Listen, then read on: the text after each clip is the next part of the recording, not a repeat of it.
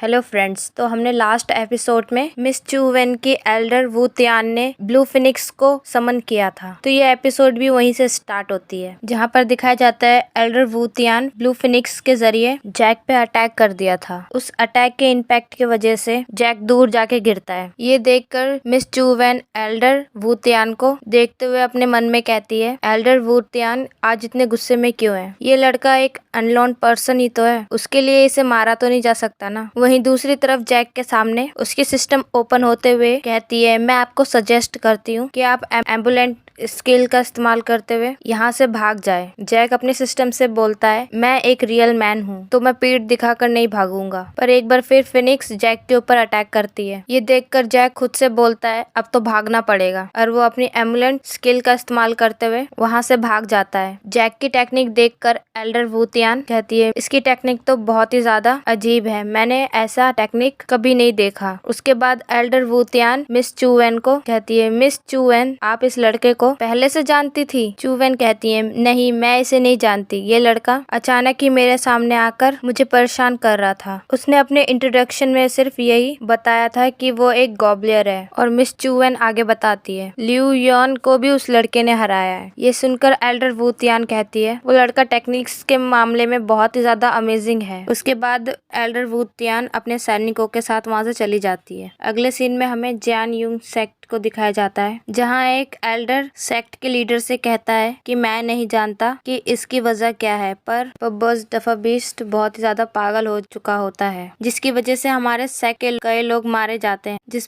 पर sect leader कहता है, ये बहुत ज्यादा इम्पोर्टेंट है, हमें जल्द से जल्द किसी तरह से इस मैटर को सॉल्व करना होगा। फिर दूसरा एल्डर कहता है, अगर हमें इसे सही टाइम पे हैंडल नहीं किया, कहता है, मुझे डर है बीस्ट किंग हमारे काफी लोगों को मार देगा और इसकी वजह से हमारा जियांग यूंग सेक्ट खत्म हो जाएगा। जिस पर सेक्ट के एल्डर, जिनका नाम वू लियू टियान था और वो अर्थ पल्स के फाइनल स्टेज पर थे, वो अपने दोनों एल्डर से कहते हैं, क्यों ना हम इस बारे में एल्डर वू तियान से पूछे। सेक्ट लीडर की ये बात सुनकर वो दोनों एल्डर्स अपनी नाम में सर हिलाने लगते हैं। तभी एल्डर वू तियान मिस चू वहाँ आ चुके होते हैं और मिस चू वेन भागते हुए आती है और अपने पापा के गले लगती है। उसके बाद एल्डर वू तियान कहते हैं, मैंने अभी अभी सुना आप क्या बात कर रहे थे। एल्डर वू तियान इंसेक्ट लीडर से कहते हैं, क्यों ना हम इस मैटर को सॉल्व करने के लिए बाकी इंसेक्ट से मिलकर या इंफॉर्मेशन बनाकर उस बीस्ट को ट्रैप कर दे।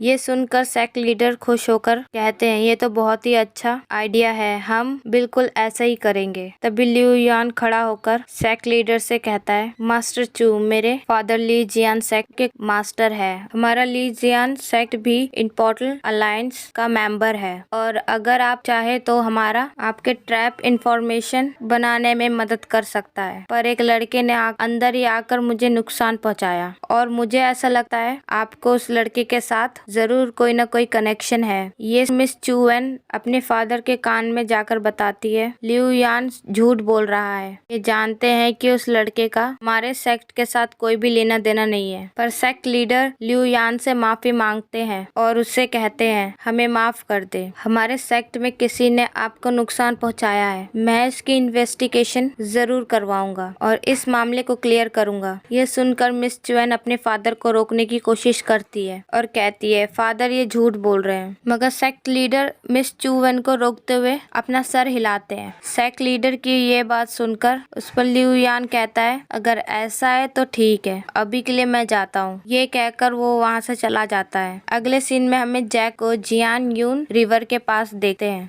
जहाँ पर जैक खुद से ही कह रहा होता है, एम्बुलेंस स्किल बहुत ज्यादा अच्छी है और उसी के वजह से आज मैं वहाँ से जिंदा बच के भाग पाया। तभी जैक सिस्टम ओपन होती है और वो जैक से कहती है, आपके लिए एक वन कॉन्टिनेंट के बारे में जरूरी इंफॉर्मेशन है, क्या आप उसे पढ़ना चाहोगे? जिस पर जैक यस प्रेस कर देता है। उसके बाद वो सिस्टम जैक को डे वन कॉन्टिनेंट के बारे में बता बताती है। वो सिस्टम जैक को बताती है कि डेवन कॉन्टिनेंट के अंदर 10 विलियम्स है और फाउंडेशन बिल्डिंग रियलम सबसे नीचे है। उसके बाद वो सिस्टम जैक को एक एक कर सारी जरूरी इंफॉर्मेशन बताने लगती है, पर जैक को ये सारी बहुत ही ज्यादा बोर लगती है। वो सिस्टम से कहता है, ये सब तुम मुझे जल्दी से नहीं बता सकते, मुझे नींद आ रही है। इस बार सिस्टम काफी स्पीड से जैक को बताने लगती है, जो कि जैक को बिल्कुल भी समझ में नहीं आती, पर मैं आपको बता देती हूँ। जैक को इस सिस्टम के टास्क कंप्लीट करने और पॉइंट्स कमाने होंगे, जिसके बाद जैक उनको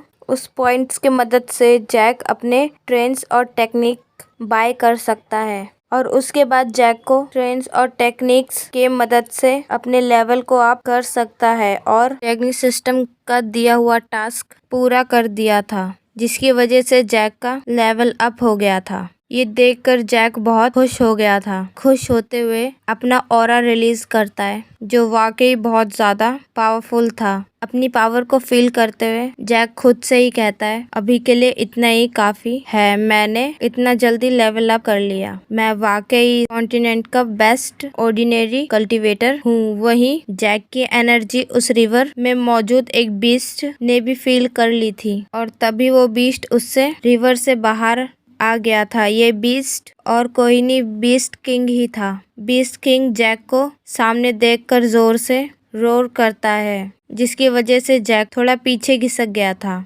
रोर की साउंड जियान यून पैलेस के अंदर भी सुनाई दी है। बीस्ट किंग की रोर सुनकर सभी बहुत ज्यादा हैरान थे और सेक्ट लीडर कहते हैं कि बीस्ट किंग एक बार फिर से गुस्सा हो गया। उसके बाद वो सभी बीस्ट किंग की तरफ निकल जाते हैं और जैसे ही वो सब वहाँ पहुँचते हैं तो देखते हैं वो बीस्ट किंग जैक के पीछे पड़ा हुआ था और जैक भागते भागते उस बीस्ट से कह रहा होता है, हे प्लीज मुझे मत मारो, मैं तुम्हें खाने के लिए बहुत सारे स्वीट पोटैटोज दूंगा।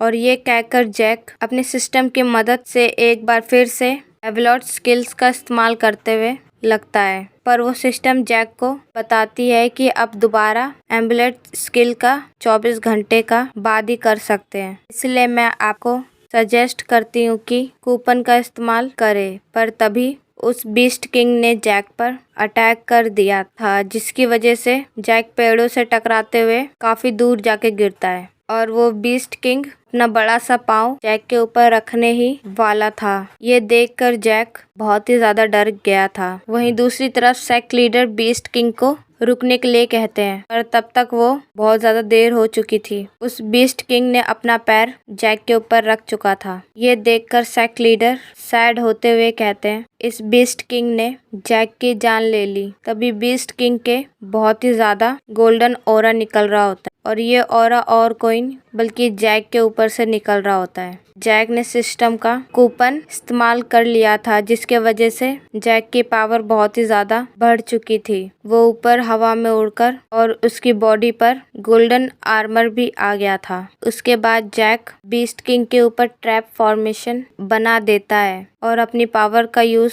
करते हुए अपनी तलवार निकालता है और अपनी पावर का इस्तेमाल करते हुए अपनी स्वॉर्ड निकालता है और बीस्ट किंग पर अटैक करता है। जैक का ये अटैक इतना ज्यादा पावरफुल था कि उसने बीस्ट किंग को बीचों बीच से काट दिया था और ये देखकर सेक्ट लीडर और बाकी सभी बहुत ही ज्यादा हैरान हो गए थे। और सेक्ट लीडर कहते हैं, इसने बीस्ट किंग को सिर्फ एक ही स्ट्राइक में मार दिया, ये तो बहुत ही ज्यादा पावरफुल है। और ये कहकर सेक्ट लीडर अपने लोगों से कहता है, तुम सभी मेरे साथ हम इस महान योद्धा को हेलो करते हैं। तब वो सभी जैक के पास बढ़ जाते हैं और जैक से कहते हैं, आपसे मिल पाना हमारी खुशनसीबी है। ये सुनकर जैक समझ करने लगता है और इसी के साथ हमारा ये एपिसोड यहीं पे खत्म होता है। अगर आपको ये वीडियो अच्छी लगी तो लाइक और सब्सक्राइब करें और अगली वीडियो में मिलते हैं।